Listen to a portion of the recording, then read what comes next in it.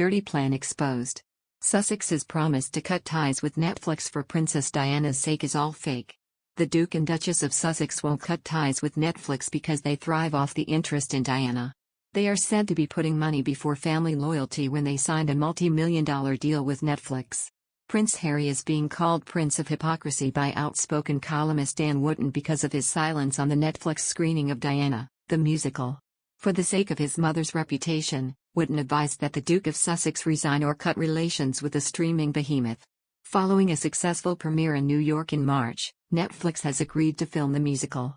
It was supposed to open on Broadway, but due to the epidemic, it was cancelled. Instead, it will be available on Netflix. Wootton called the American production the single worst musical he has ever seen and described it as crude, offensive, anti-monarchy, and counterfactual. It portrayed Princess Diana as frumpy, haughty, old-fashioned, posh, and cold-hearted, more the Dowager Duchess of Downton Abbey. Princess Diana's former butler, Paul Burrell, pointed out that the couple was thinking ahead when they signed the deal. They knew that the late royal's story was bound to become a media sensation because of The Crown.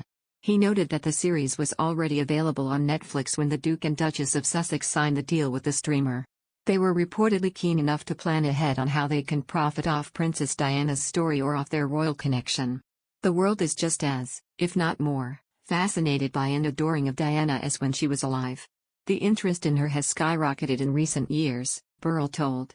He added that although the crown had not entered Princess Diana's era yet when they made the deal, Prince Harry and Meghan Markle were both sharp enough to realize it would eventually cover her life. Harry's always insisted he's sensitive about his mother's portrayal on the world stage, but clearly didn't mind that his employers would be exploiting her life in one of their shows. They appear to be turning a blind eye to the Diana musical, which just adds to the impression that Harry and Meghan are cashing in on Diana and their royal connection. The former butler claimed. Burrell said that the Duke and Duchess of Sussex presumably won't cut ties with Netflix because of it, because they thrive off the interest in Diana. It's what makes them bankable. He added, Harry and Meghan knew who they were getting into bed with when they signed that deal. It was too much money to say no to.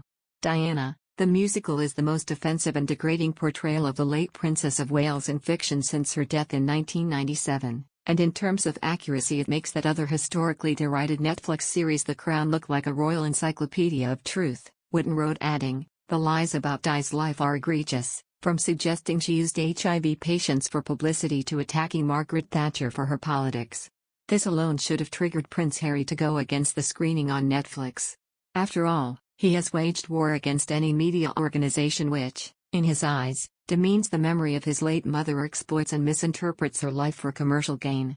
Prince Harry may be hard-pressed to complain given he and Meghan Markle have already signed a £112 million deal with Netflix. Wootton claimed that the Duke of Sussex's silence on the travesty of Diana, the musical, proves he only exercises the right to try and protect his mother's memory if it suits his political purposes. He said that speaking up is not an option for the royal, especially if it involves the woke US media company, and thus branded him a prince of hypocrisy and greed.